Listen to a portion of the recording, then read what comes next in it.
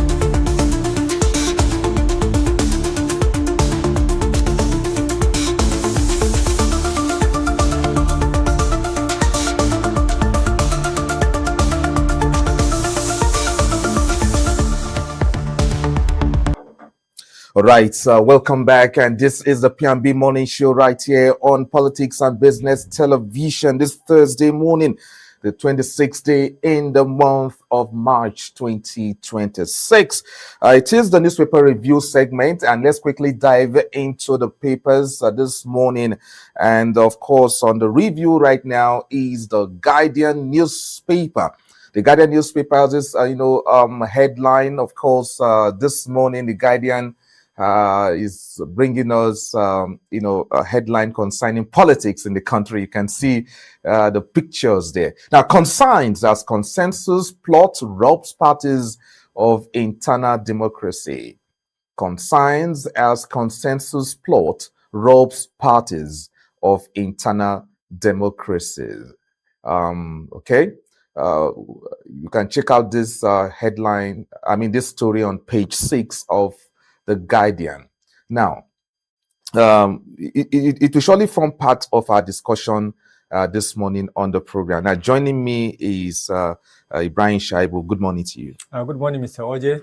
Good morning, viewers. All right. It's nice to have you in this morning. And let's quickly dive into, or briefly into, this headline from the Guardian. Consigns as consensus plot robs party of internal democracies. Now, this story is talking about, all parties, or at least so far so good, the APC, yes, and to a large extent even the ADC. And now resulting into consensus candidature right now, exactly, in their parties, because the new electoral law suggests that it is either through direct primaries to elect the leaders of a political party, or through consensus. Exactly.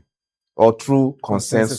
So, politicians can always, they have ways of beating the system. Exactly. They have ways of beating the system. So now, they are now opting for, they've decided to say, okay, what we'll do now is try to see how we'll be having consensus candidates. Yes, you agree with anybody coming out to contest for the primaries, either direct or indirectly. Yes. Let's just agree that so a person should not represent the party. Yes, yes. So and that brings the question: why we try to reform our democracy, try to bring changes in our democracy? The politicians always have their way, one way or the other. Exactly. Politicians are always very cruel, very smart, and then they always try to outsmart the system. But actually, for us to have a very healthy democratic process, it's good always to have these primaries, where loyal party members will have the right to choose candidate of their choice to represent them as candidate for each and every political office. And I think this is one of the things they are trying to avoid. And then by doing that, they are denying others of their constitutional right of contesting for any political office of their choice. You understand what I'm saying? Like now, for example, although it will form part of our discussion later, there are parties, the IPAC in itself is saying, no, we are not in favor of this mandatory direct primaries, because this will prevent some of the political kingmakers the power to control the party. While in the mandatory direct primaries, that will give each party card-carrying member to have the right of choice. And now, the choice to elect their leaders, right? And now, so these same parties are now changing the narrative, the narrative now to this thing now to consensus candidates. No. So now even the members of the party don't even have the opportunity to even elect who they want. That is it. Elect who they wanted. I think INEC should stay put to ensure that what the Constitution requires or what the legal framework allows will take precedence. That's my, most of the time that if parties are given the go ahead now to agree on consensus candidate, that's when they start bringing candidates that are not actually what the people want to see. Exactly. Because the last time, I think we'll give that example later in the yes, you understand. So it's a real cause for concern, and that is why the Guardian newspaper, of course, is having that headline, and you need to check out what the Guardian actually have in stock for us concerning this great consign. Actually is a consign. Consigns as consensus plot robs parties of internal democracy. So like Abuja now will be having convention. Yet Abuja it's as quiet as anything, as if nothing is happening. Which is indicative of the fact that probably somewhere, somehow, a consensus candidate will emerge. APC has made it very, very clear. Nobody is contesting against the national chairmanship position, against secretary, against this, against that. Democracy concern, honestly. You talk, you'll say, this is what the new electoral law says. It's either direct or consensus. Indirect. No indirect anymore. It's direct primaries.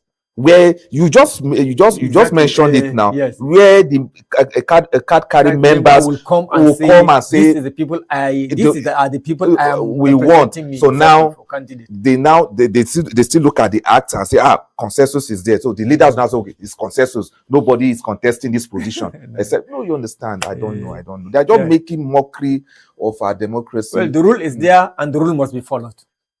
They are following the rules. Exactly. Direct or consensus. They are following the rules, and it's consensus they are opting for. Okay, let's check out other headlines there in the Guardian newspaper.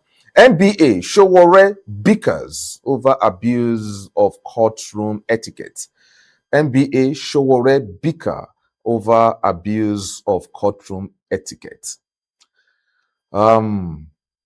This one is coming as a result of Showore granting interview in a courtroom before proceeding begins.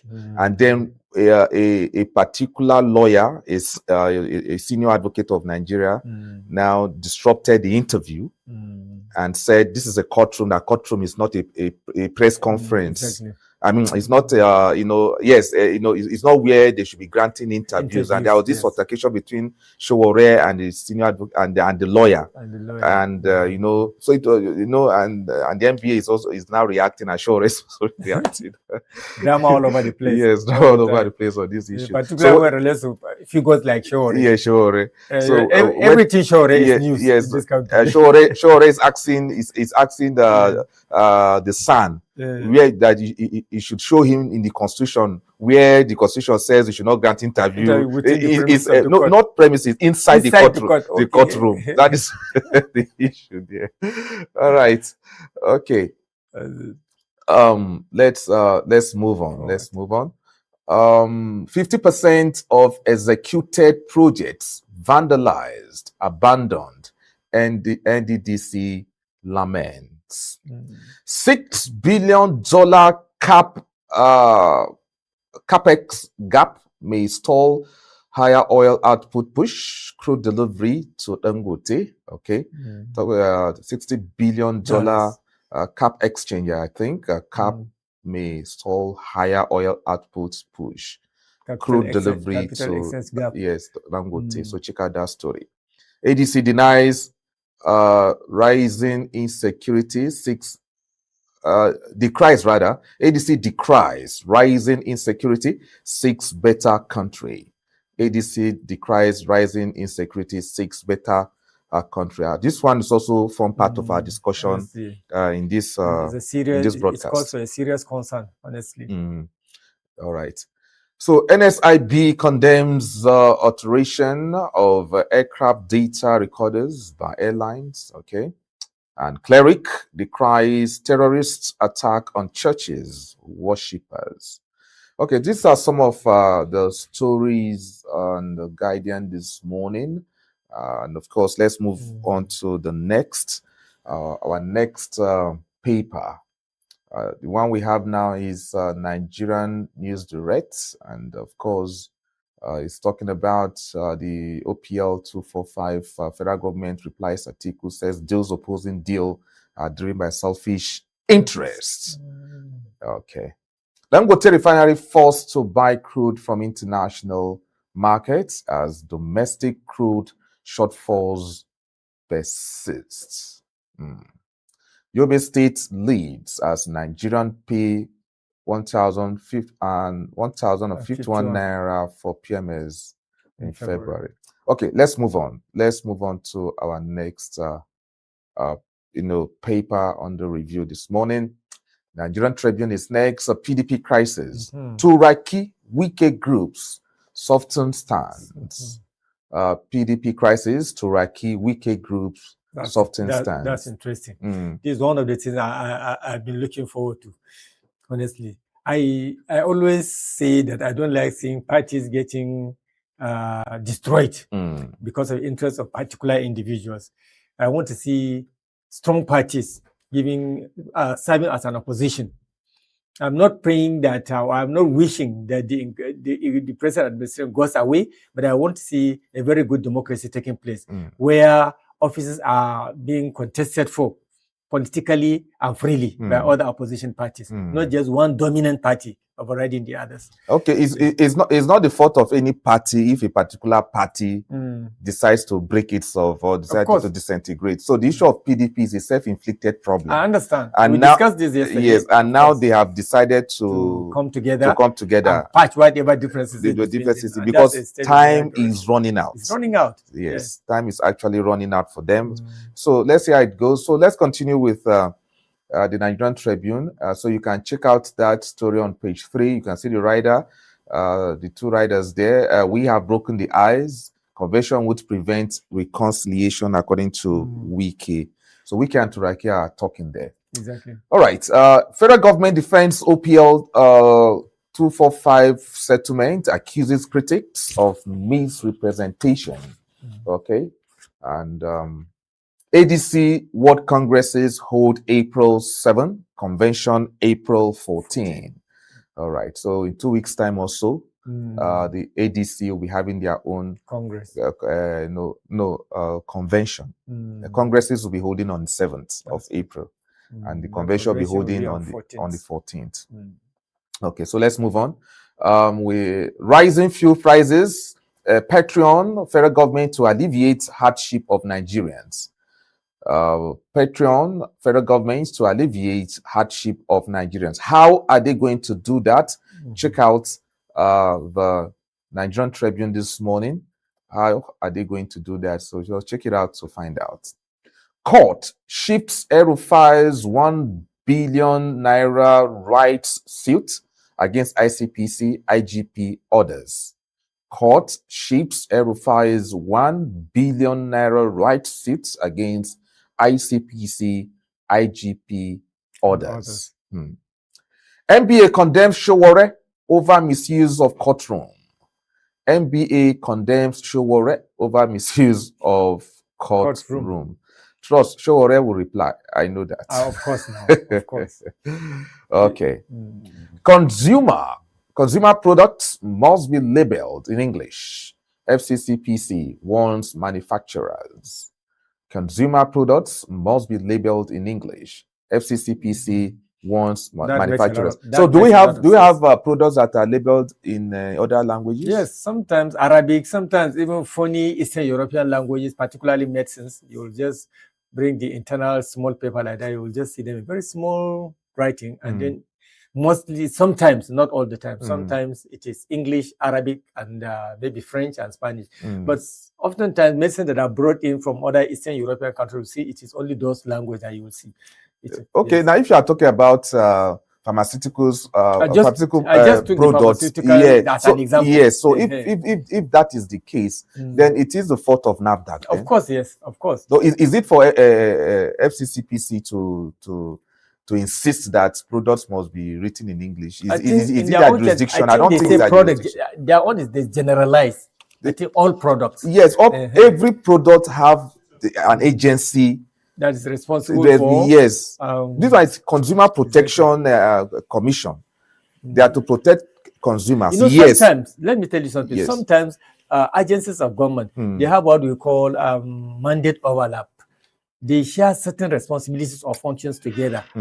That is why, for example, at times you will see government trying to differentiate the mandates. Do you understand? Yes. They work. Sometimes they work hand in hand.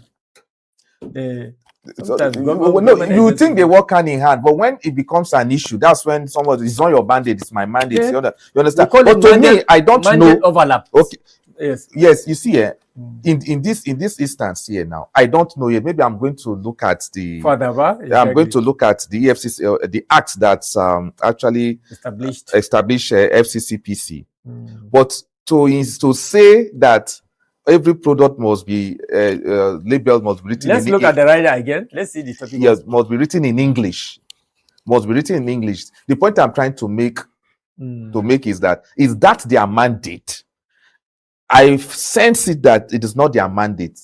Though, you know, sometimes some agencies of government will just come out and say something as if it is their responsibility, and it is not. What is their main responsibility? They will not even fight it. The responsibility of FCCPC is to protect the consumers. They may argue that this is part of the protection. Of course, no, that's what I wanted to say. No, it's not part of protecting the consumers. Protecting the consumers means when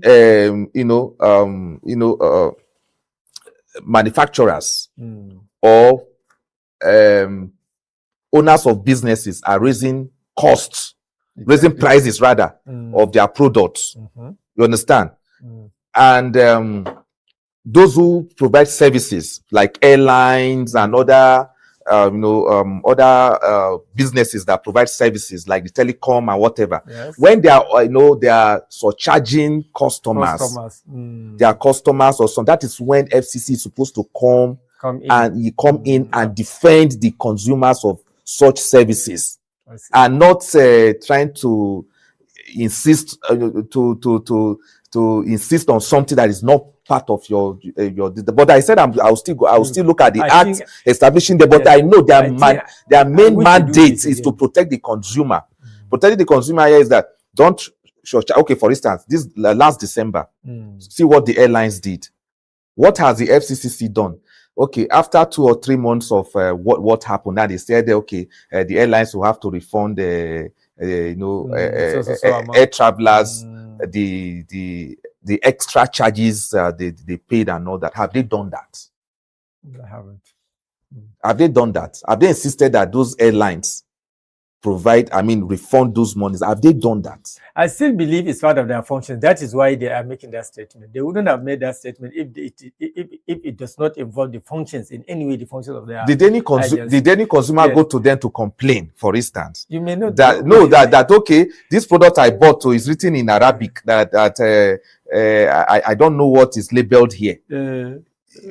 Nobody we may not know actually, and must be the issue of prices of goods and services. You understand? Mainly, I know that is their function in the interest of the consumer. Okay. NAFDAC, SON, like in terms of we have talking about the standard of products and it's SON. Exactly. You talk about if like pharmaceutical products, it's NAFDAC. Now it is NAFDAC that will say this is what you must do. This is what you must do. Not the so-called. When you use the word overlap, don't overlap. Your main mandate. Remain on your mandate. You remain on your mandate. Now, joining us is Chidi Kenneth. Welcome.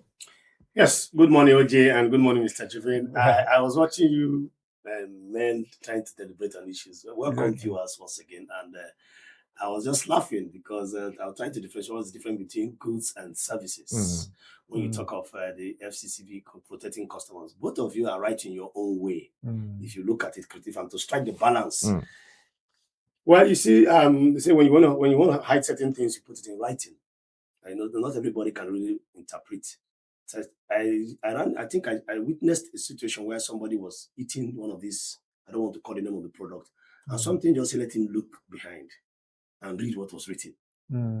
And funny enough, he could read and interpret in so many languages too. I think he's an expert.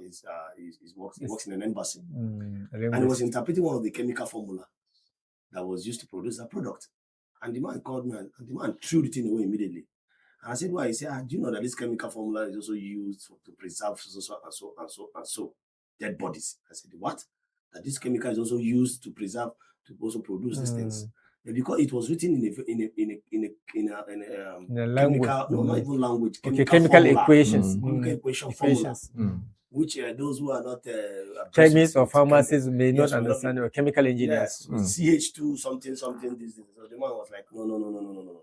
So what am I trying to say? That in itself can be confusing to the ordinary Nigerian too. So the argument here is that is it the duty of the FCCPC to say you must label all this in English? Let me explain that. Yes. You are very correct when you say there are different bodies saddled with different responsibilities. Yes. However, we also have agencies that are, duplicated functions. We have duplicated ones. There's been debate about even the civil defense and the Nigerian police at some point. There are duplications of mandates and then mandate overlaps. There's this debate about VIO and the road safety. I'm coming. Driver's license. I'm coming. When you come, yes. It was a very big issue when I think I remember then driver's license. Who issues driver's license? At some point, this debate became so heated up that in every office we have VIO now, you still have road safety personnel there. It's because they have come together. They have come together to harmonize that mandate. Yes. You understand? Now, every institution of government has their main mandate. You understand? However, sometimes they also hold on. Okay. One thing is, what is my mandate here? Why am I employed here? Am I employed here as a presenter? If the main reason of employing me here in this organization is being a presenter, yes. Why am I encroaching? Why am I now encroaching on the job of a HR?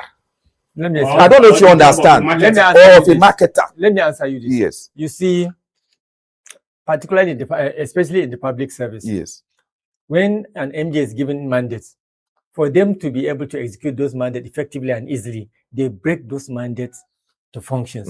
And mostly is when those mandates are broken down into functions that we see overlap from one agency to the other. In trying to execute that mandate, the functions for a particular mandate may be broken down into different functions for easy implementation or to carry out those work. So sometimes you will see that when they are trying to break those mandates, you will see that certain functions fall within the function of another mandate in another organization. So that is why for you now to disagree somehow. No. He's a retired civil servant, so he knows this thing, which I agree. But now that you are, by the time you break this mandate and now overlaps into the mandate of another agency, so that agency now, it is now the primary mandate of that agency, you understand, to do that function that you need to adjust to make sure that this whatever you want to do should be executed well, right? Yes. Now in most cases now these agencies that do this now, that you need to now cross over to make sure sometimes you will not fight because a particular you will not consult. They don't consult the other agencies. Exactly. And they fight. That's why sometimes government will bring in reform to try to harmonize those functions. Sir, let me tell you, it's simple. We have core values, core responsibility. Yes. And we now have elementary ones that can come either by pressure or when there's a vacuum. But there's core. The Nigerian police force has its core responsibility. The Nigerian army has its core responsibility. But in some situations where we have certain issues that have serious national concern, sometimes they can bring in the Nigerian army. That doesn't mean it's their core responsibility. No, you are going too far. Leave the issue of this insecurity. Hold on. Let's not confuse the audience here. Look, this is it. We are talking about FCCPC. Yes. We are breaking this thing down. We are educating people. These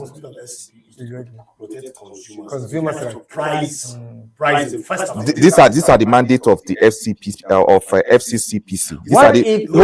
Hold on. I'm trying to so that let the audience know that. Yes. Number one, consumer protection. And what is consumer protection? Protecting consumers from unfair exploitation, like I mentioned earlier, unfair or unsafe products, and deceptive practices. Example, they say mislabeling, fake products, and high interest digital lending. Okay? So I think this is where they want to come in now. The argument want to come in now. You understand that mislabeling, you understand? Now, So if they now if they now label it in Polish, In Polish, and you can't read or Polish. Uruguayan language, how can we understand it? hold on. Mislabeling does not mean that because I wrote it in Arabic that I've mislabeled it too. Okay.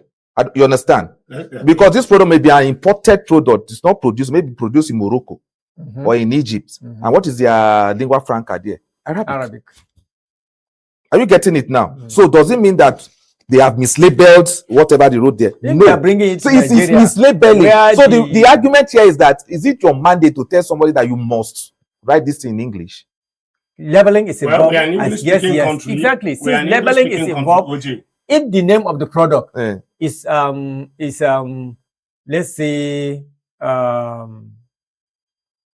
if it is a drug, for example, Yes. and the name is Amalgin, do you understand? And you come and write Amalgin in Arabic. How many can you write? Can you read Amalgin in Arabic? I can't even read in Igbo. You understand? So you have to use the English alphabet to write it because you are bringing it to Nigeria. Then after all, don't come and write the Amalgin for somebody like me who can read Arabic. I think so it's a matter of labeling. Communication is key. Communication is key. I think they are executing their functions here. Yes, I believe so. Since you mentioned labeling, just listed, it is also exactly. about Since labeling is I know why OJ is concerned.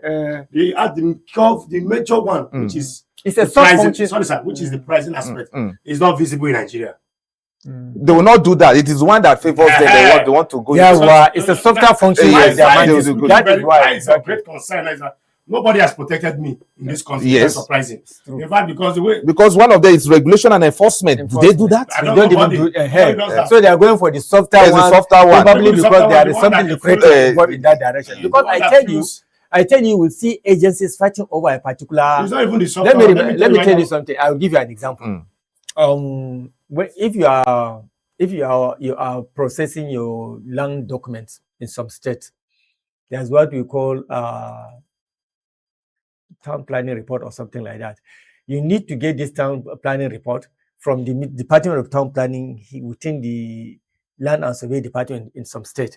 But then some state again create another establishment called, like in Kaduna, there's Kasubda. Kaduna State Urban Planning Development Authority. So they also say, no, it is us because you have to pay a lot of money. They say it's one of our functions to grant those particular documents. So you have to go to Kasubda to bring that document and then submit it to Minister of Land and Survey.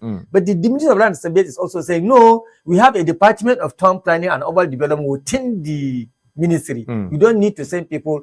So the state has to sit down and then create some reform to bring some synergy between the two. So there are this mandate overlaps as a result of misinterpreted functions. Before you go to that, let me just say this. You see, in a situation whereby you major on your minor and minor on your major, that is what brings to all this debate. You've already confused me. It's true. Yes. In this country, we see some organizations majoring on their minor. Yes, because and then minor on their major. This is the situation we're facing now. Yes, that's so the major is okay. Yes. How do you come about? In fact, it will interest you that you see some sachet of a product, 500 milligram, and what is inside is 350. 350. What are they doing about that? They are not doing anything about it. No, not okay, let's move on. That's what is spending. I can understand, but let's move on. That is their function. All right. The Daily Sun is next. The Daily Sun. Mark Mocks, APC says ruling party can't address national crisis. Okay. Fuel marketers call for emergency measures to curb cost of living crisis. It's about time. Yeah, fuel marketers call for emergency measures to curb cost of living crisis. Hope raises for PDP as Turaki, Wike men move to end fuel. Hope raises for PDP as Turaki, Wike men move to end fuel. FCT minister dismisses split rumors, insists there's only one party, no faction. Okay. OPL 245. Federal government tackles Atiku orders. Federal government tackles Atiku orders. Okay. This issue, this oil well that is causing a lot of debate now. Atiku has attacked federal government because of the deal they recently, had with a major oil company. Yes, and now the federal government has replied back. So we'll leave that for another day. That discussion for another day. Let them sort themselves out. Yes. So let's continue with some of the headlines there in the Sun newspaper.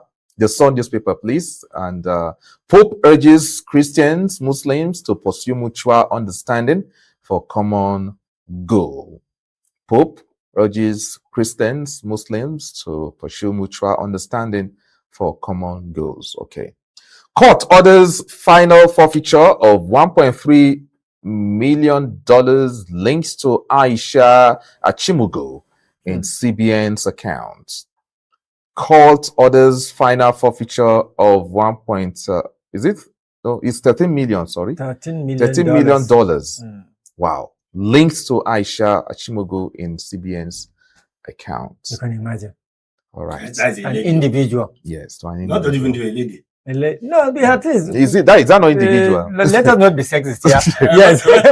or masochistic. Yeah. At least it's an individual. It doesn't matter whether it's a man or a female. Corruption is corrupted. Yeah. I know, but this part of the divide. divide. Sometimes when you see certain kind of things, let's be very factual. We are in Africa. Forget about those. I know. They can do. Women can do Better. what a man can do. Women can do better. Yes. Is that what This is a popular saying. In this country, we had histories of ministers in different ministers, portfolios, female ministers, different portfolios that have committed wonders. I will call it that wonders. Miracles. In parentheses, miracles. Special miracles. Yes, we have them. $30 million dollars. US dollars. Anyway, Aisha Achimogo is a Lagos socialite. How did that money come to the account? Well, she associates very closely with that the elite, you know. Yes. There was a time that I heard that she organized a birthday party in millions of dollars. She actually took over the whole hotel in that particular island. I forgot it. In millions of dollars. So what we are saying here is that the federal government is 13 million naira rich this morning. Dollars. Dollars, sorry. I don't why is naira? You're taking us backward. Why making us broader? We are to reform the financial sector. So exactly. So federal government is $13 million rich. Honestly, I like this kind of initiatives from the federal government. But my concern is that why can't they be doing this thing all the time? Because like we said in our last discussion, they have a list of all those people. The ICPCs, the EFCC, even the DSS, they have the list of all those people that have siphoned the wealth of Nigeria illegally. No, in this case, she's a businesswoman, a socialite, but she couldn't just prove how that $13 million came to her account, whether it is legitimate or not. Well, and that's why the judge said, "Oh, sorry, you have to forfeit this." Not a political socialite. Your own angle is different from the angle I'm coming from. Okay, yes. It is not only recovering the money that is the issue. You see, when we heard it from the days of Abacha's loot, we've been hearing recovery. And there is still hunger in the land. When they recovered, where did they put your calculator and press it equivalent to naira? You can imagine what it will fix in this country. And yet, we still have issues that have been bothering us from the days of Shagari. Go and check out the post. Like power, like water. They still persist. Is it not here we read about 210 trillion? Okay. All right, let's move on. Because he knows that if we are to dwell on this subject, we may end up consuming the whole time. Yes, it's very sad. Very sad. No, government will continue to forfeit illegal wealth. So it is now left for those who are in government now to utilize it. For instance, this $13 million now can do a lot. Can do a lot. Can fix hospital, can fix road somewhere. $13 million is not small money. Can even provide. Somebody say that she got the money through gifts. That people gifted her, and the judge say, "What are you talking millions about? Of dollars, millions of 13, not $3 million." Can she say that in United States? Even though. Can she say that in the United States? Who are you? So that is so it's that she got the money through gifts. People give. Who are you? No, the public server receiving good life. It's even illegal. She should not be big and mighty now. The big boys in town. So yes, you understand. So maybe that's why I say there are political socialites. Of course, these are chilling with the big boys. Chilling with the big boys and big girls. You know. There are. Okay, so let's move on, please. Let's move on and quickly wrap up on this. Yes. From the Daily Sun to, of course, our next paper under review this morning, the Punch. PDP factions open peace talks as Wike denies splits. Okay, so the issue of PDP peace deal is actually dominating the headlines this morning. I only hope one of the reasons they are having peace within the party is through one person saying he's no longer dominant. Do you understand? By allowing internal democracy to take place, by not insisting that always his will must prevail. Yes. Normally, this is what breaks the party down in the initial stage. So I hope now he realizes this and he's trying to mend fences. Apart from that, Mr. Ibrahim, politicians are, I don't know how God wired them. They are the easiest people to reconcile. Politicians, you come close to them. In fact, this is who you see talking. Politics is interesting. You see them talking in front of the newspaper. I bet to differ. You go and meet them in the midnight. No, you see that whatever it is, compromises have been made. They have that nature. You see, I don't know how they do it. I understand. I don't know how they do it. You see, they have a way of reconciling easily. No, a normal Nigerian is not a politician. Hold on. Bear grudges and. You see, politics is about interest, right? It doesn't mean permanent enemy. Yes, it doesn't mean that because we bicker. I mean, we have differences politically. Does not mean that we have differences when it comes to business. Exactly. But some people take it, even the followers. Some followers. It is the follower. Every part of it is followers who take it. No, yes, at the receiving end. But these guys may be chairman of a particular company or shareholders. Okay, for instance, if in a bank, does a bank know that you are a PDP, APC, or ADC? If you are buying shares there, no, cash is cash. You understand? So none of them now have shares, for instance, in a particular bank. Are they not sharing the same interest? Is there not the same interest? They are united somewhere. They are united somewhere. Somewhere. Yes. But politically, they may be, you understand? So seeing them in the night somewhere chilling. Even politically, they may be different today. Yes. And next year you will find them together. Okay, those decamping from whichever party to a particular party. I did not different politically before. It's just a change of uniform. There's no permanent friend and there's no permanent enemy in politics. Yes, no permanent friend, no permanent enemy. Tomorrow they will compromise and then so seeing them together, don't bother. So that's why the only message out there is that look, if you are a supporter of a particular politician or a political party, tread with caution. Tread with caution. That is Take it easy because tomorrow, yes, that is it. Tomorrow the game will change. You understand? I will be left out. I have a lot of friends today as I'm talking to you this morning that were once APC strong followers. As if nothing can happen to the party. Die hard it. You understand? From Benue State. But today, they're the ones singing the song of ADC now. What happened? What has happened? Transformation. Are you getting it? That's true. So that's it. So let's move on. Do we still have any paper under review? Maybe okay, it's still the Punch. We've not really exhausted Punch.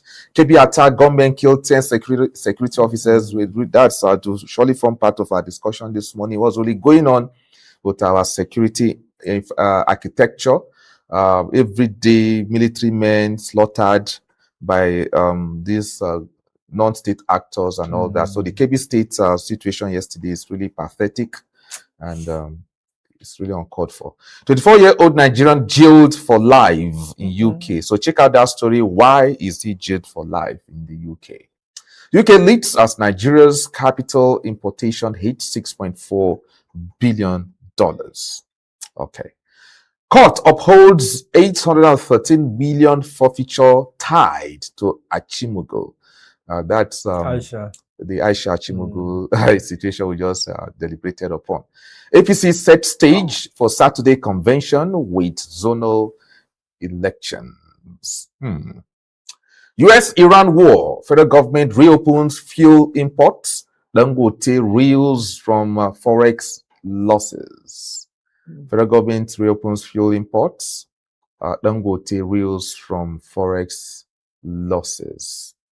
Okay, is that? Let's quickly talk on this. Maybe in 2 minutes. Could that be the way out? because leaving the whole thing to Dangote, the people may turn against the federal government. So federal government now trying to say, look, it's like we need to import fuel now. Even last week or 2 weeks ago, Dangote himself has advised government to bring in more oil importers, people who will go and import oil and bring it into the country. Okay, because Yes, he knows he cannot be able to cope up with the demand. With the demand, exactly. Because as long as this war continues. Exactly. And he has already projected that the war will continue. It will take a very great toll on Nigeria. And he knew that he cannot be, not only Nigeria, he's also shouldering certain African countries who are also demanding his products. He made that call about 2 weeks ago, I remember, at the initial stage of the war. He made that call. Yes, so I think it's a plan. It's a plan in the right direction. But I don't know whether the federal government will be able to do this, because right now, even our crude oil demand in the world is becoming lighter. Even though we have already made almost how many 22 trillion or so. Whatever they have made, it's not our concern. It's most important. Let's get the product and the stability of the pump price of fuel should remain like this. If it goes beyond this, it's become unbearable. So many people will not be able to come to work. So many families will be poorer. So many families will be poorer. People that are eating at least once or twice a day will not be able to even feed for some days. So many. Are you projecting, or it's already happening? See, it's already happening. All right. Sad. Okay, so let's move on, please. Let's move on. So which other one do we have?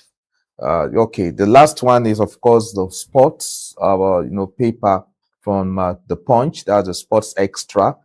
Eagles dream over as playoff begins today. Eagles dream over as playoff begins today.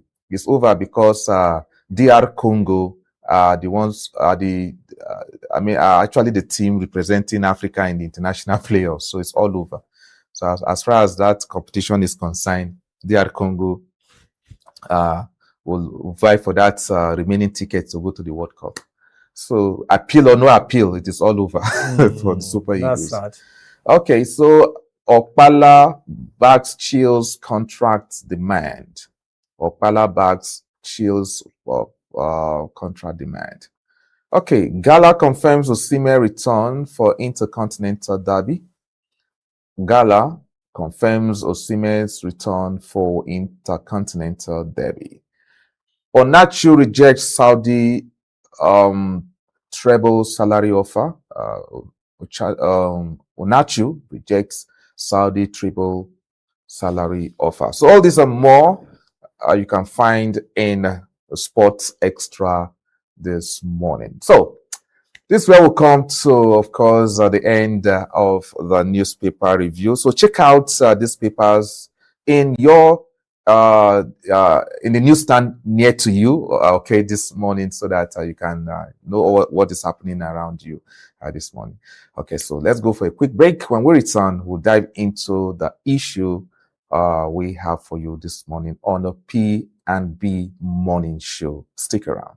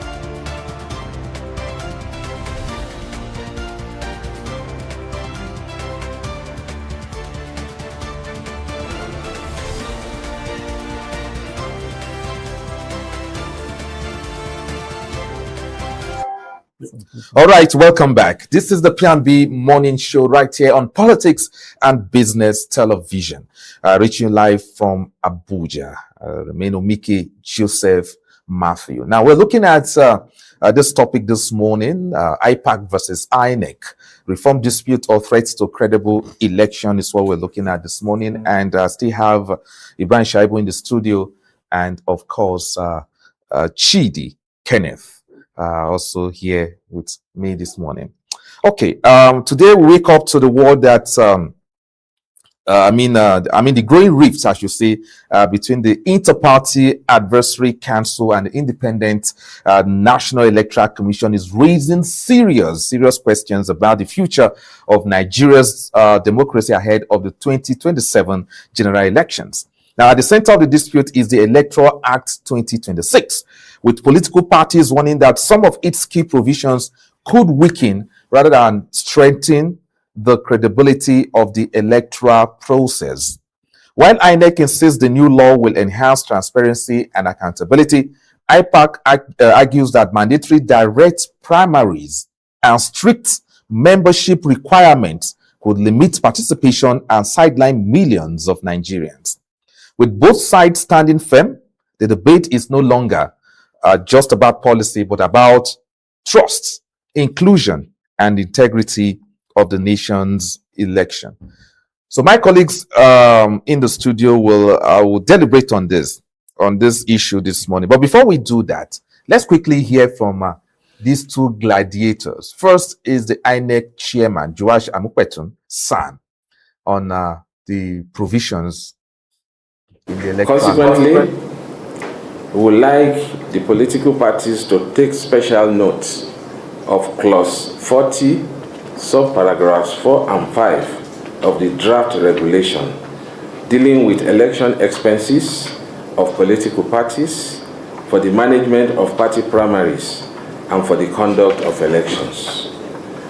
Therefore, the Commission has concluded a clause-by-clause realignment of our regulations and guidelines to ensure that they are not only legally aligned, but operationally in sync with the new Act. It is our hope that these updated guidelines will foster a more transparent, fair, and equitable electoral landscape for all the stakeholders involved. Okay, and that was the INEC chairman talking there. And after that remarks there from the INEC, chairman, that we now had the IPAC chairman also firing at the end of the day. So let's hear from the IPAC chairman, Dantele. As a key stakeholder in the Nigeria democratic system, the Inter-Party Advisory Council, IPAC, is duly bound to draw both the national and international attention to evident shortcomings in the current electoral legal framework shortcomings that have the potential to impede, weaken, and destabilize our hard-earned democracy. Nigerians participated actively in the public hearing of the Constitutional Electoral Act amendments, with the expectations that their contributions would eliminate in a progressive, inclusive, and people-oriented electoral act. Unfortunately, the Electoral Act 2026 falls short of these expectations. Okay, so that was Yusuf Dantele there, the IPAC chairman, national chairman there. Now, gentlemen, you've heard both parties there. Yes. The INEC chairman and, of course, the IPAC chairman. Now, the bone of contention here is the issue of direct primaries and indirect primaries. That is where the bone of contention is. Forget all the grammar you are hearing from them. INEC say you must insist on the new guideline 2026 that has been passed and signed by the president.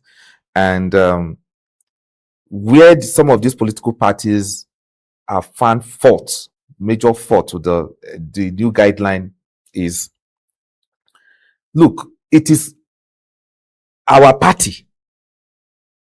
Let it be a family affairs on how we rule our house. That's a national affair. You should not be your concern on how I take care of my family.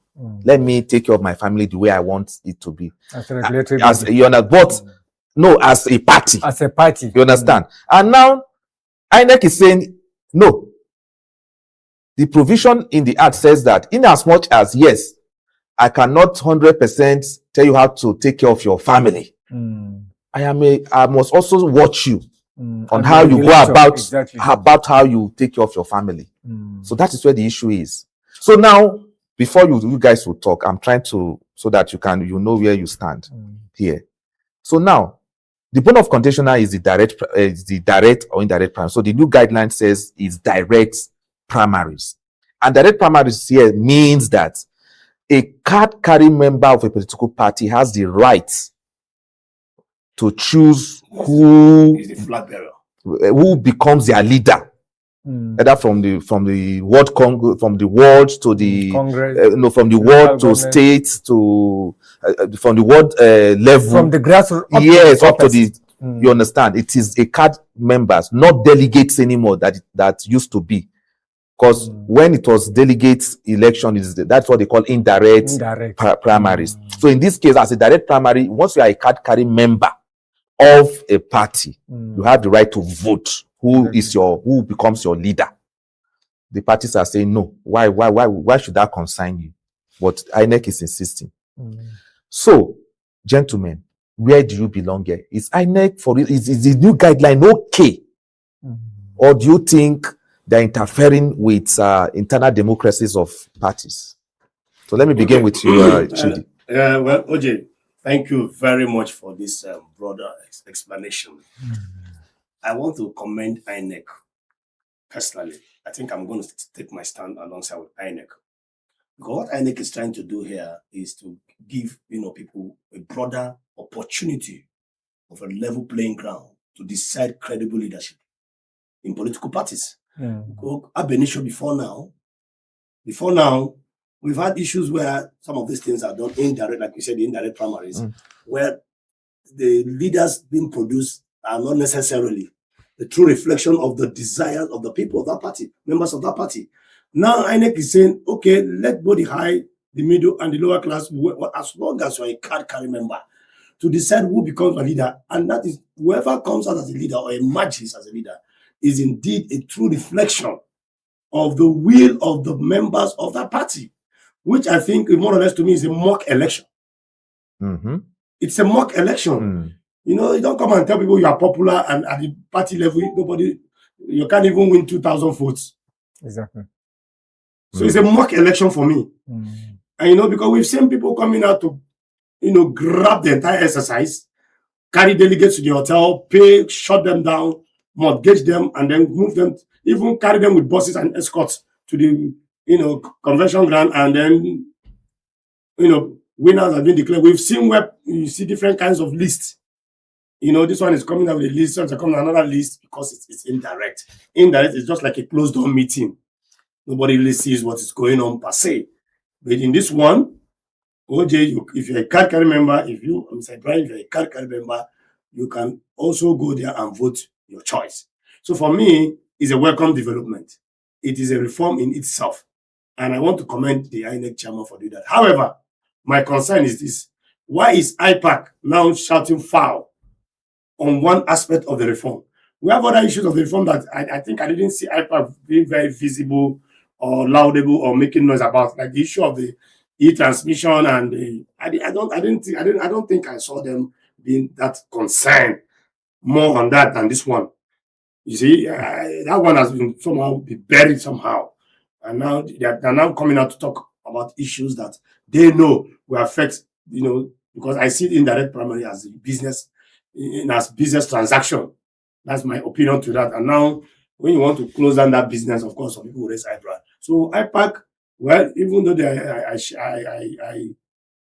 I believe one has the right to air his or her own opinion, but at least I was wondering where were they when the e-transmission and the time transmission was there. So Ibrahim, shall be your take. Thank you, gentlemen. And coincidentally, I'm aligning with your thought as well. Because you see, the strength of every political party is the number of its followers, loyal followers, spread across all nooks and crannies of the country. And most times when political parties decide to field candidates, they ignore the feelings of those local people in their localities, the greater number of the loyal followers of those particular party.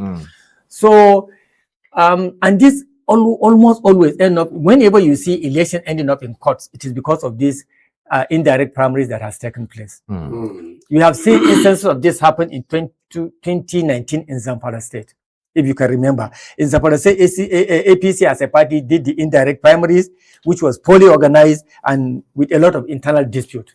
So as a result, INEC did not recognize those primaries. And that's that is how all those candidates lost their position. Yes. So the opposition automatically, easily became, took over the offices. And then again, you know, we see, just like you mentioned, what these people do is that it gives those political elite with big purse the power to manipulate how things goes within the party. They buy these delegates, not even in small, in naira. They buy them in dollars. Do you understand? So that they praise the desires, the needs of the people, and then impose candidates. They manipulate it and they impose candidates of their choice. That is why every time we see people becoming our leaders, they don't even care about you. They care about their godfathers who put them in place. Because after all, they bought it. You did not choose them. You understand? This is the post that worked for them. So I think I don't see this as a threat to credible election. I rather see it as a very good reform that can chart the future direction in our political life. It has, in fact, let me even go stepping further. This whole idea has buried what I call elitist politics. Exactly. Elitist politics in the sense that, you know, prior to this time, you know, we've seen where, you know, leadership is being decided by the common, you know, a few. Those, like you said, those with deep pockets. Exactly. But now the common man in a party has a say. But I don't think, and again, making the democracy cheaper. Cheaper in the sense that how many can you bribe your way through? So this whole noise, you know, I think this is where INEC will also stand tall. When you see citizens crying, when you see citizens saying things like, I voted, but I haven't been given the candidate of my choice, is that what they mean? Yes. Because he imposed candidate on them, they went to the ballot and then elected for candidate of their choice. And at the end of the day, they see the candidate that was brought in place. Okay, now, gentlemen, I've heard you guys, but let's also look at the argument of IPAC. IPAC is saying that if that is the case, where you say is direct, you know, primaries, and you are insisting that every political party should present a e-register, or who are the genuine card-carrying members of the party, which is also part of their grievances. Now, there's a lacuna also in that. This part of the disadvantages of the... No, there's a lacuna. So listen up. So the lacuna here is that it's either you do direct primaries or consensus. Or consensus. So now, the few political parties that are preparing for their conventions now are now opting for consensus candidature. Okay. Now, the Electoral Act says what you guys are praising now. Direct, okay, at least the card-carrying members of the party will have right to vote who becomes their leaders. And these politicians are now saying, okay, we still have another option here, consensus. So they now decide among themselves and say, we have a consensus. We are agreed that nobody should contest this position anymore. That is what is happening. The APC will be having their convention the next 48 hours. That is exactly what they are now doing. Is this not killing democracy to begin with? Because of this same Electoral Act that you know, that we say, okay, it's trying to save democracy. Is this same act not trying to kill democracy? Where the politicians have now seen a loophole somewhere, issue of consensus. Okay, OJ. Is this not a concern? In as much as I don't believe in consensus, consensus is not a reflection of democracy. But that is what these parties are now opting for. A consensus does not, any party that practices such thing for me is not democratic does not have deep democratic ideology. Because democracy in itself is competitive. Or should be competitive. Should be competitive. Giving people the opportunity to, to make options and choices. In a situation whereby you try to narrow down the choices of the people to one person, consensus. How did you arrive at that consensus in the first place? What makes you think that candidate is my choice? So that is for me, that is a no-no. However, I want to also say this, that politicians will always be politicians. Politicians will always look for means, like you said, loopholes. To beat the system. Not just politicians, even in the legal aspect of life, in the judiciary too. You win a case based on loopholes. You capitalize on loopholes of your opponent. So it has shown the imperfection nature of man. The more you try to bring up things or try to carve out ideas, if you create this computer now, somebody will be looking for a way to somebody's creating virus to spoil the computer so that you can go and repair and make more money. And the person will also create the solution to that virus. So that's what politicians are doing, not just politics, different aspects of life. So it's normal. However, INEC should stand firm on what will reflect what we call true democracy. If the politicians is trying to digress and use consensus as a loophole, I think it builds on INEC to see if they can see what to do about it. Is it INEC or maybe the National Assembly? Because it is the National Assembly who will look at this and say, okay, let's amend this section and all that. Because if this becomes the norm going forward, because the APC have started it. Now they said nobody will be contesting the chairmanship position of the party. He said rather that will be the person, the national secretary. They are forcing. You understand? All those key positions. They say it's consensus. That is why you say Abuja is quiet. Haven't you observed before now? If there will be a convention of any party in Abuja, by now you see everywhere posters everywhere. Did you see any poster anywhere? No. Convention is holding, that's APC, the ruling party. You understand? The ruling party wants to want to have a convention, and it's like nothing is happening because they've already decided. They've already decided who they are consensus candidates. So nobody is contesting. So it's just to the party member will just when they meet for the convention, they will just announce names. They'll just go and fulfill all righteousness and in as much as yes, the issue of indirect primary has been issue has been defeated with this electoral law, where monies will be delegates will be making money because this is the time for them to ordinarily start making money. The delegates, if you are a councillor, if you are a party chairman in your ward, if you are a youth leader, now leaders, nothing again. Party chairman, ward chairman, they will be selected. Ward chairman, yes, they will come to Abuja and go home with a hell lot of dollars. Yes, you understand? We'll see instances where some delegates will come to Abuja by foot, and going back they go with a very fantastic car. Exactly. Going back with a car. We've seen that happen before because of a lot of times. Yes. They come by public transport.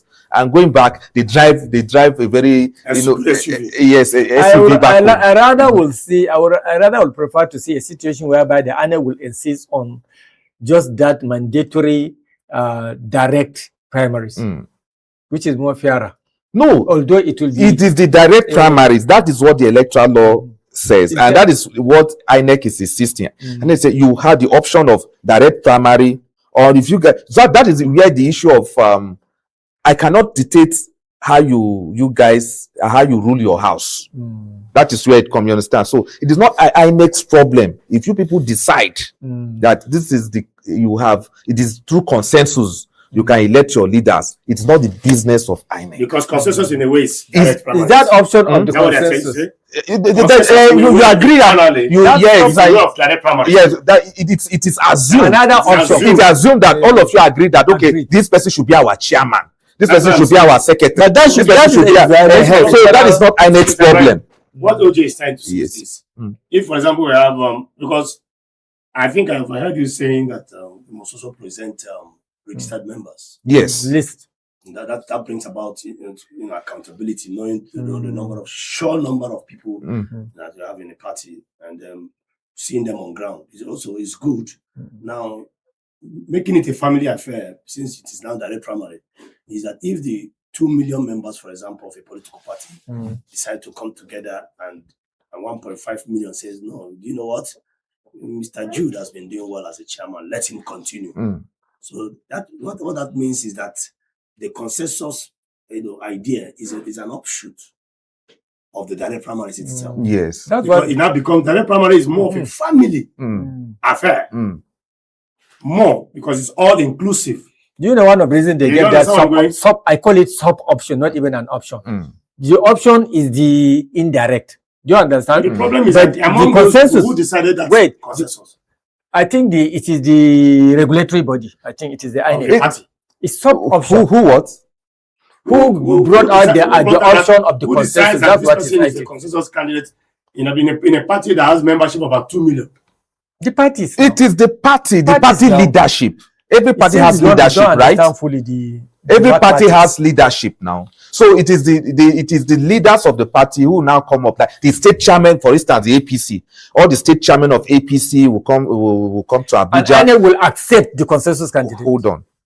All the INEC, the state chairman of APC, for instance, okay, because they will do their state congresses, so they now have the chairman. Convert now. Yeah, they'll converge, and the state chairman, the secretaries, the state secretaries, or National everybody working understand. committees, National working committee, whatever. So they will now those leaders. They are now the leaders of the party on behalf of the party, right? Party, So it is there now. I said, okay, it is Chidi.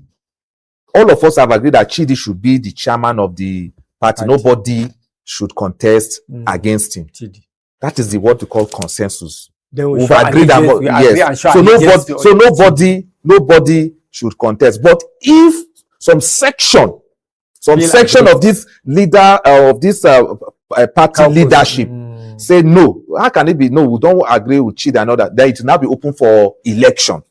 That is where INEC is saying that now that you people have not agreed on a consensus candidate, then it is now election. It must be direct primaries. Now, who now elects the chairman between Chidi and Ibrahim? It is now the party members and not delegates. Wait a minute. So in this situation, what I see is this. I understand that. I'm going to ask my questions. See, but I think why the option of the sub option of that consensus comes into play is that for you now to do this direct primaries, one, it will be very big. It will take time. It is just like a small general election. Yes. Because each and every vote carrying member should participate in the choice of those candidates. As long as they are in the venue. So for you to, and then it will take time. It will also take money. Not as much as you will spend in the indirect, but it will also require a very good logistics because you have to go all over the country, get the votes of all the party members. Do you understand? So that is why the sub option of the consensus came into being. So if you cannot be able to do that within the small time allocated to you, sit down, agree, and make a consensus candidate.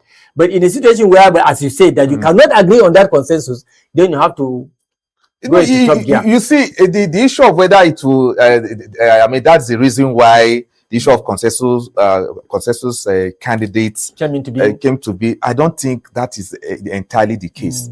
For instance, if I'm a card-carrying member of a political party in my state, and I want to contest for a national position, those members of the party who believe in me from my state will all travel to Abuja.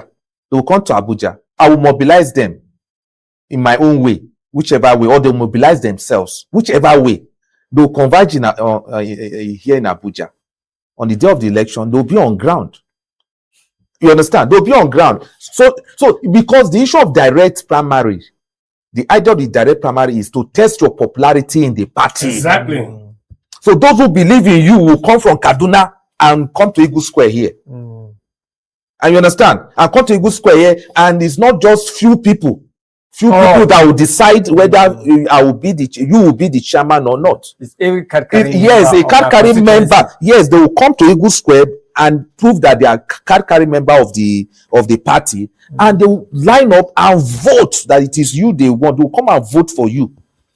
That seems very complex. That is why I tell you very it gives room complex. for broader participation. It's broader participation. Yes. That is Now, democracy, not but few people who decide. My problem is, OJ, I'm a bit trying to put my heads together. Is the consensus Consensus can't be, You yes. said those, when it gets to that level, it is the leadership of the party that determines who is the consensus party candidate. Give it its proper name. Impose. No, it's not imposition. It's not imposition. Where you have 10, for instance, 10 people and 9 say this is the person we want as our chairman. Then the dissenting voice, who is 1, will be swallowed. No, let me come here. You understand? So it is now assumed that majority of the leadership of the party have agreed that this person is who they want as a chairman. This person is who they want as a secretary. Sometimes it happens even in our village meeting where they say chairman position, no. Nobody should contest it. This is what I'm coming. This secretary, nobody should. But financial secretary, 2 or 3 people is open for then members. So you understand, it may not be all the positions, but the key position, maybe chairman, secretary, or so. They also know it's consensus. But the particular position may be open for contest, and it is the members, not delegates, that will come and it is members who come and vote whoever that will come. Okay, now if I understood what you're saying, is that when it comes to that consensus, the leaders are not more or less the representatives of the people. Yes. So the leader speaks for the people. On behalf of the people. Yes. Because if your party has 1 billion people, those few leaders, those few 10 that are their leaders, and now the voice of the remaining 9 million. Is that what you're trying to say? That is it. So, in every society, we must have a leader, right? Yes. Good. So in a political party, you have leaders. So if somebody who is vying for that position before, vying for a particular position in the party, yes, now comes out and say, no, we have agreed that there's no need I contest again. For the followers will, yes, it's only when there is a contest that the followers will have to come and vote. In previous election, I've seen a situation in some state where such decisions about consensus candidate made party loyalists committed anti-party activities. Do you understand? They felt that agreed. Is what is going to result. Then they felt agreed and go and elected people in another opposition party. Yes. So where what the Guardian newspaper is reporting this morning is this with what we are even discussing now. So the Guardian newspaper is seeing this as a concern. It's a concern, actually. This issue of consensus as a concern, because majority of the card-carrying members of the party may not be comfortable with this issue of consensus. Honestly, that is where that we want contests. It violates. Yes. Are you getting? You think? In fact, good. What make you think that 6 million among the general house is even comfortable with the decision of the National Working Committee Secretary General speaking for him? So that is yes. You see, so that is where the problem is with the electoral law. But IPAC are not highlighting the issue of the consensus, because they also participate in all those things. Okay. This political they kept mute over the consensus. On the issue of the consensus, they are silent about what they are concerned is the issue of the direct or indirect. Direct or indirect. It is the transactional aspect of the diplomacy. Yes, that they are concerned about. Because it is business, no longer business as so if the argument were to be that, okay, why the consensus issue should be expunged from the act.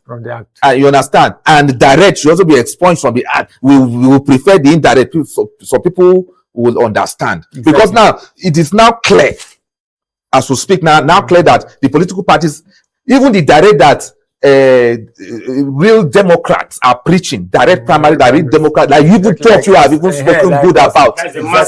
You understand? I even say, okay, it's good. Why should IPAC be saying this? The direct primary, now the politicians say, forget about them. It's consensus. So you understand? So it's still killing this issue of consensus. It will still kill democracy in another way. It will kill in the sense that, let me also align myself with what Brother Ibrahim said there. You see, anti-party activities. If 10 people at the end of the day say they want to do consensus and they pick a particular person and say this position should remain, should not be touched unopposed, and 6 million people who are ordinary members who have who probably in mind have the mind that no, the chairman should be changed. But because a particular person is speaking on behalf of them, I can assure you that those 6 million people might end up, getting themselves involved in anti-party activities. And you see, no wonder Abuja is quiet. Good. Can you see? Yeah, unlike before. Everyone will be littered with posters and people. You will know that something. The only change I noticed is that they renovated the campaign office of the ruling party. Apart from that, nothing else. They are getting set for the presidential now. The presidential, even the APC is tilting towards a consensus candidate for the presidential election. You understand? Bola Tinubu, who at the end of the day, they'll say consensus is the only person that will get the ticket. That is where they are tilting towards. That's where they are tilting towards. And that is the concern some people are now raising. You understand? And it's a legitimate concern. Yes, and ordinarily it should be the direct should be the focus. That you understand, somebody should contest a position, an aspirant. That we should have 2, 3, 4 aspirants for a position. Okay, that people should contest that position. But no, I think the INEC chairman has a lot on his table to do now. He needs to put his head together and crack his brain, because now, in as much as the direct approach is a welcome development, but now we can now see that it is not actually a welcome development now, because now the politicians are already seeing the loopholes, like you said, to hijack and then use it. This is being crafty. It's too late. But it's not the business of INEC. It's not for INEC. It's for our lawmakers. It's not INEC's business. INEC is going by the rule. This is the rule of the game. Simple. Presented to us. Yes, present to us. You want to elect your leaders, it must be through direct or consensus. Now that the political parties are opting for consensus, it is not INEC's problem. As long as the matter, somebody did not wake up one day and go to court and challenge. So it's the red seat and the green seat that will determine. Yes, that have to determine it. That okay, looking at this development now, maybe after the election, they'll say, okay, I think most of the political parties, took advantage of this loophole, this consensus clause that was there. So we should do something about it. Perhaps. But it has to be after this election, unfortunately. This raise concerns about the independence of the institution called INEC. This thing does not concern INEC. I don't know why you are calling INEC. INEC works with the rules. This is the rules. It's not INEC's problem. And INEC is not the one that develops the rules. It is the lawmakers. It is the lawmakers who pass it, and the president signed into law. Is it not called Electoral Act? It is an act. And INEC is saying you must follow the act. So if the political parties have not gone against the act, but why we are here discussing this is that political parties are now trying to look at other ways of beating the system. To beat the system. That is what they are trying to do. Which is normal for politicians all the time. Yes. They are not looking for ways, actually. I want to tell you, I want to say it strongly. Even before they adopted this direct rule, direct approach, or direct primary, they've already lost it in their minds. This is already calculated, sealed, and done. We're only trying to unveil it as we progress, and that's what we are seeing now. Making it look beautiful, the beautiful bride, the person called they call the bread and bullets.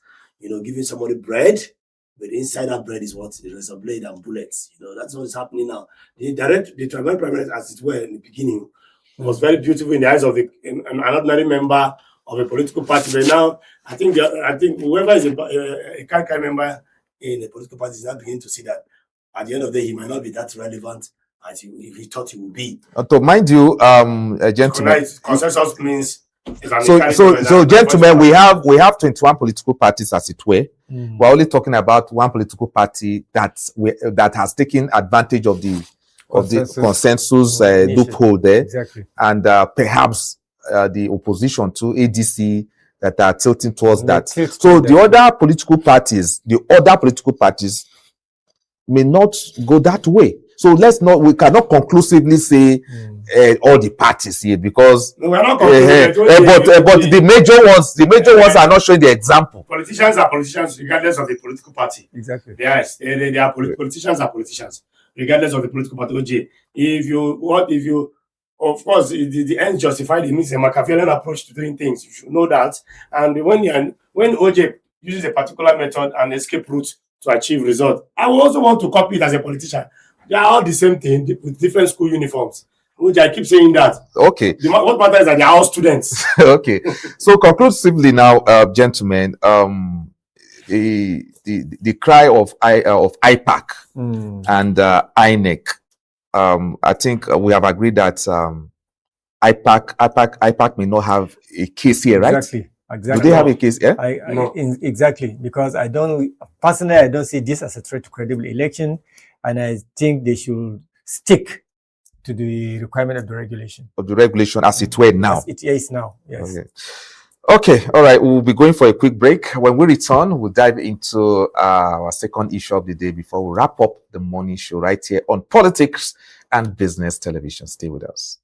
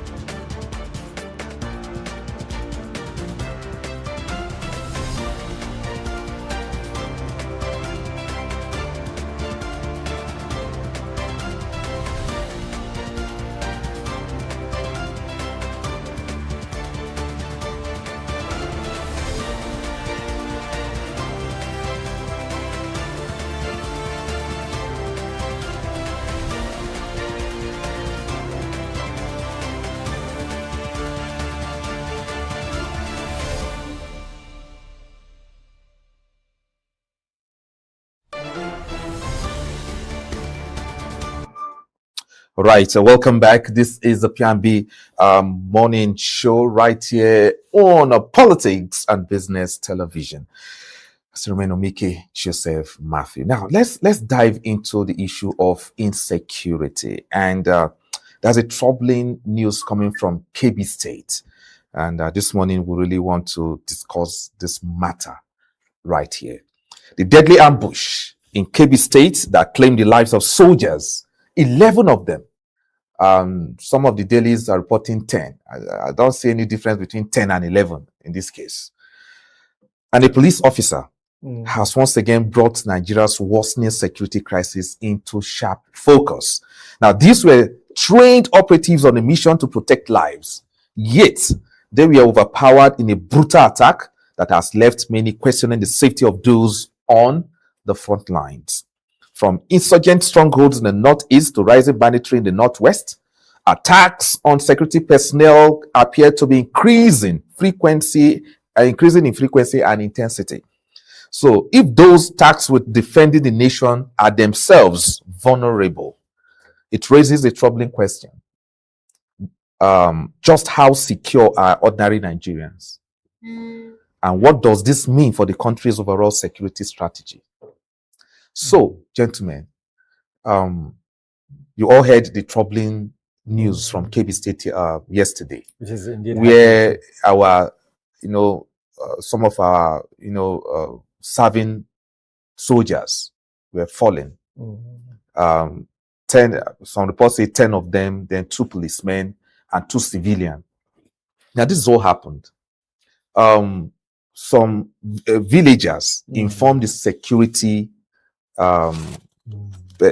forces that they are seeing some activities of unusual movement in a particular place near a construction site. And that they've been there for like a week now. You understand? Then this then the security authorities now mobilize, soldiers and this group of soldiers to go and take care of the situation, only for them to be ambushed. Gentlemen, are we losing the war? This has been a recurring question all the time. Are we losing the war to bandits or to terrorists because of our strategy? What is going on now? Is the hunter becoming the hunted in this case? What is going on? What should change? OJ, I leave the floor. What will change is that we must find out who is the one sabotaging us in the first place. Soldiers were called to rescue a set of people.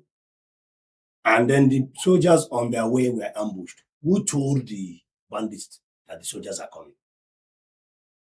And this links me up to a statement made by one of the former chief of defense staff. That each time they want to register a particular achievement, or somebody will come and put sansan in their gari. Somebody will sabotage their effort. What is that person gaining?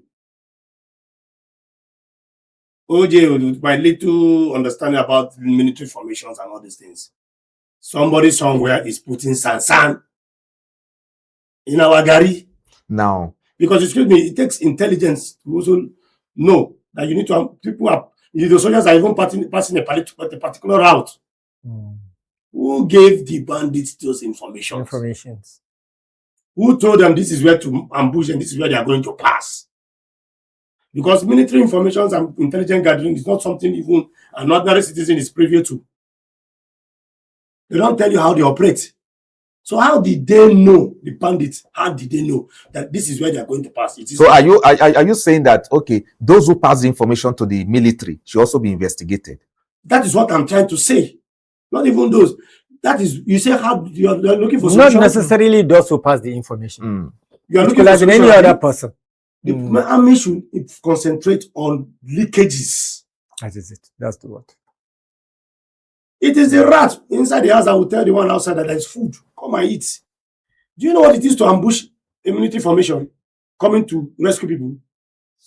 That means somebody somewhere is leaking important and sensitive information. To kill a brigadier general, that was shot like a rat. How did they know he was there? It was after, I think, he made a phone call. After he made a phone call, he tracked his phone call. And told them that this is where I am, this is my situation. Come on now. A few minutes, less than an hour later. There is something the military does not joke with. And what is that? The first thing, when the military man picks up the phone, the first question you will hear from the military man, identify your location.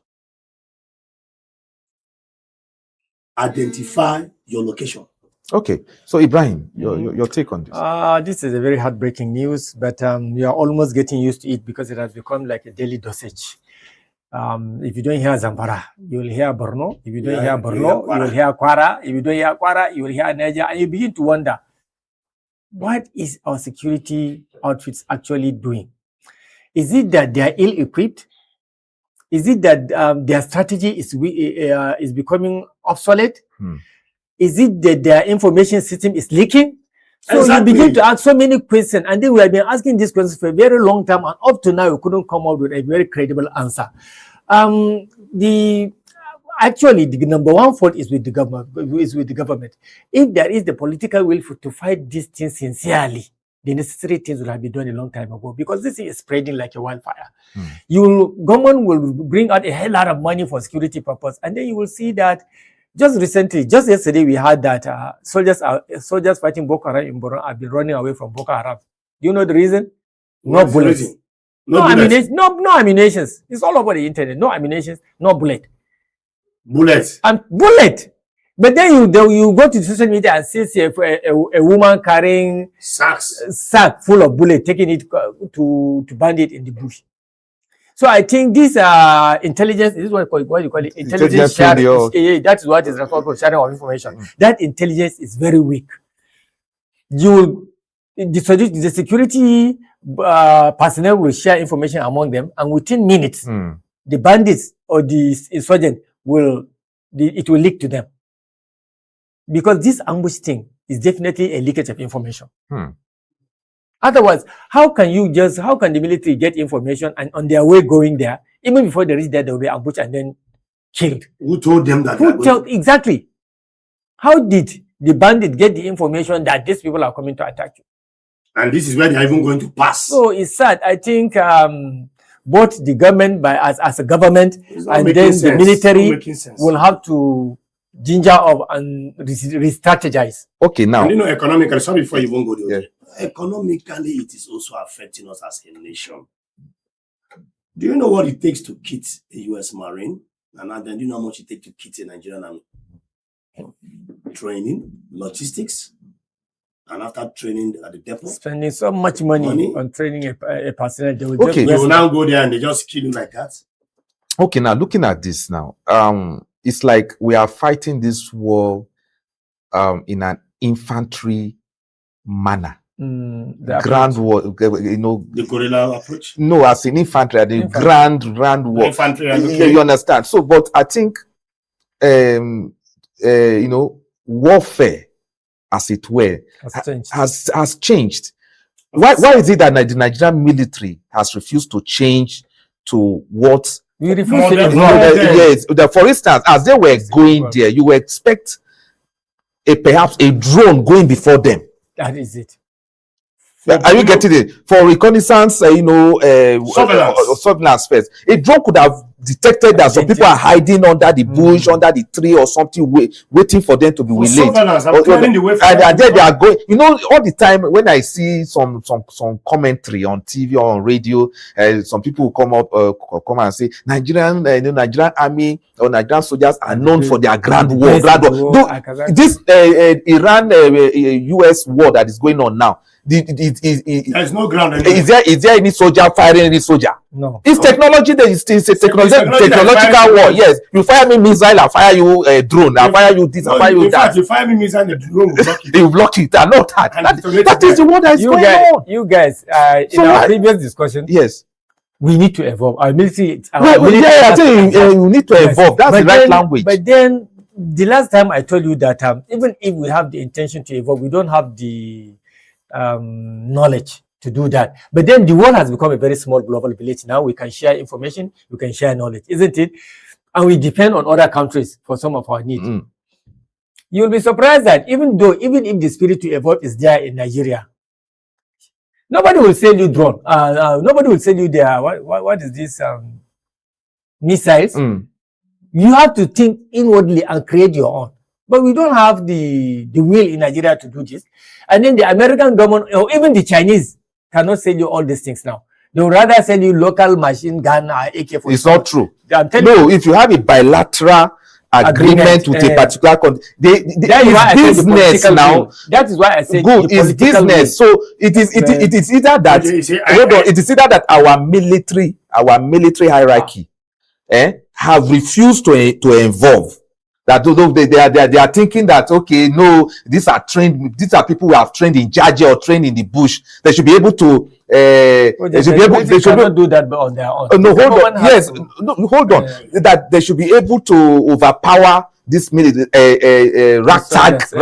people, not knowing that people that are training these bandits now are international military veterans. So if it is fire me, I fire you. I doubt if the Nigerian military can defeat these bandits on a war front. OJ, they can't. We keep saying that the world is a global village. What is global about the world village? It's a global village, and you're not copying what is global about the village. We are in a world where you can sit down here and import things. You can see France from here. You can see US from here. There's not everything. We travel around this world. These big men, these politicians, these military officers travel everywhere. They see. I think I'm coming, sir. I have the floor. You look at the social media, you see. I was looking at a particular missile that was shot into the sky to trace an aircraft, and the missile was behaving like the eyeballs of a human being. Went to the sky, stood one place, looked left, looked right, like the movement of the eyes of the human being. Missiles, and immediately the thing spotted an aircraft. It changed direction. It changed direction and went after it. And I was asking myself. Laser guided missiles, of course. You understand? AJ, we are here when some people, the Air Force went to Benin Republic in less than 4 hours to rescue. To quench a coup. We're talking about armed forces. Now, you people, in this case, now you are now taking. You're asking us using grant. Yes. Now. So please do that quickly. You talked of drones. No, make your thought quickly. No, I'm building it, OJ, because I'm not happy about it. You talked about drones. Somebody said that they have drones available for campaigns to reach out to wherever. But those drones cannot. Be used for military. I'm building it with so much emotion. Those because I'm not drones are customized. I am not only for election. I'm not happy, OJ. We should not rush it and be rushing. We keep rushing this talk, and at the end of the day. But you two keep saying those drones those ones were customized for election. No. But they are not. They are not customized. They are not customized because OJ, some of us have family members that are soldiers too. Yes, I've lost a family member in this war. So a very large percentage of Nigerians. A very large percentage came out openly again to say that government knows the name of every. You see, and when you sum up all these things, all day it is an insult on your intelligence sitting down here. Telling me. What it means is that I, Kenneth Chidi Chemeze, somebody is insulting me. Somebody is telling me that I'm a fool. These are the reasons why some people like to jackpot with due respect. Because when you hear things like this, it disturbs and it disarranges your mental state. Especially if you are the type that you are blessed with intelligence. Now, calculate all these things, OJ. Now, this a single situation or a single incident where 10 military guys will be falling by a ragtag. I'm still calling them a ragtag non-state actors, and the country is moving on well. In this war between America and Iran, 13 soldiers have been lost, right? That were reported, and it's causing a lot of issues. A lot of problems. Issue in US. The Lieutenant Colonel was shot like a rat. You understand? Did you hear any and this morning, nothing is happening. As if nothing is happening. Now we are talking about a convention, no convention. You see, consensus. Talking about consensus. You see, honestly speaking, I'll still come back to about our military getting evolving now. I want to link to statement that we need to go into bilateral agreement with countries of Asia or even the US. Those are with honestly, technology. And then it's about time we stop importing physical machine guns and all that. No, they are important. Exactly. They are important to mop up. Exactly. But then we need transfer of knowledge. Air surveillance, then you go and mop up. We need drones. We need missiles. Do you understand? We need all those things, not almost all the time that we have been. Even ambulance helicopters. Ambulance and helicopters. We don't have much of that. If a helicopter had gone there first or something, you understand, at least it will expose their hideout. At least they will want to shoot at the helicopter or something, and they'll know that, okay. Sitting down here, we'll hear one woman having $12 million in a bank account that is enough to take care of much of this thing. Yes. And there are so many people like that too. We have a huge amount of work in this country that we are not doing inside. Okay, let me tell you something that will interest you guys. Somebody did something and they were trying to track that person. It happened in my estate here. That was when I knew that when something has to do with the elites, you will know that we have forces, our uniform men are working. This issue was linked to an elite. So the wife of that elite took it upon herself to catch the girl. What is the issue? A girl that was threatening a very big man that she's going to expose the sexual intercourse with him, the video, on social media. And the wife of the big man employed the services of some very good, uniform personnel, security agencies. OJ, I saw somebody walking. I never knew that something was wearing like a t-shirt. Is a detector directing him like the GPRS. He was walking with something like airport in his ear, and the thing will be telling, don't worry, you have 2 kilometers to move, just like what we see in our e-hailing transport system. Google Earth. when it comes to arresting ordinary citizens for You understand? crimes like that, For technology issues like that, technology will be deployed. Technology will be deployed. Yes, but when it comes to a serious issue, safeguarding our personnel, safeguarding our personnel that are OJ, on that the street device. and track these girls That out. device we will is see instances where constructed. tracking of individuals, tracking of individuals for crime. But that device is manufactured in such a way that it cannot identify bandits and insurgents. Yes. I don't know. Well, Yes. Device is device. So. No, that one. I'm telling you. No, They removed That the chiefs. so it's for the citizens. It's citizens, yes. You can only track citizens, not bandits. Not bandits. No. But this is not a laughing matter. You understand? So these are young men who are saddled with the responsibility of protecting us. And at the end of the day, they are now the one being hunted down. Yes, so the implication of this is that who will allow his son, who will allow his daughter to join the armed forces? If this is the case, because anybody joining the military now will have to be taken to those areas where all this issue is. And the authorities are not trying to protect them. Giving someone cutlass to go and to go and find who gone. The sad thing that is happening now is that almost every family in Nigeria has lost a member or a close relation. A family member or a close relation. That's what I'm talking about. I don't want somebody to be telling me that. I'm taking my time because I'm mixing my explanation.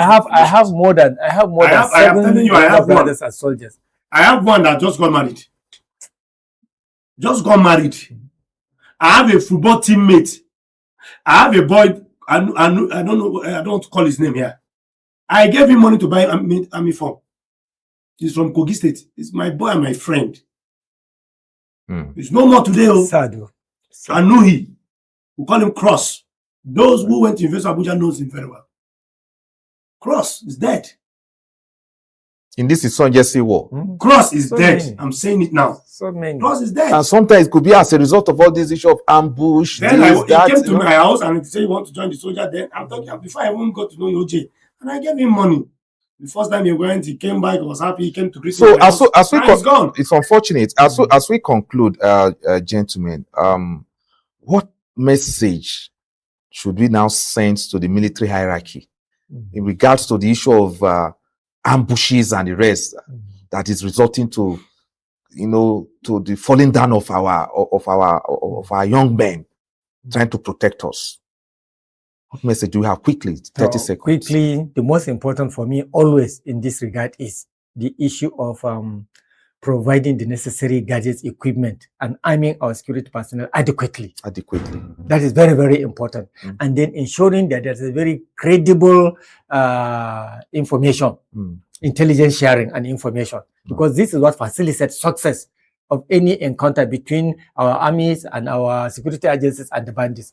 If we get a very reliable information and ensure that that information did not leak, you'll always find that our soldiers will become successful in their combat. All right. And I want to come from a divergent opinion. The military officers and government should come out and clear all these whole rumors making the rounds, ranging from the rumors from Gumi, because we citizens, I personally, we've lost confidence. Right now, if you ask me as a citizen, even as a journalist, what is responsible for Boko Haram, I cannot really tell you what is responsible for this whole thing. Because the whole thing is becoming too dramatic, it's becoming too crafted. You see different conspiracy theory out there. Some say illegal mining, some say this, that have the names of so and so. And when you hear all these things, and nobody's coming out to make bold statement to deny it or say, no, it's not true. So it's not all about the tactics. We're not in short supply of tactics and intelligence gathering. We have all these things. We've seen situations where service chiefs have been deployed to war zones. As they're deploying them, bombs are exploding here and there. So there is some truth that is not being exposed. Let them come out and tell us as citizens what is going on, what is truly going on. All right. Human lives is being sacrificed here. All right. Thank you very, very much. And on this note, we've come to the end of today's edition of P&B Morning Show right here on Politics and Business Television. Let's do it again tomorrow, as we'll be having We'll be bringing you more, topics that really affect us as citizens of this great nation. My name is Omike Joseph Matthew. On behalf of the team, I want to say have a wonderful day ahead of you. Bye-bye.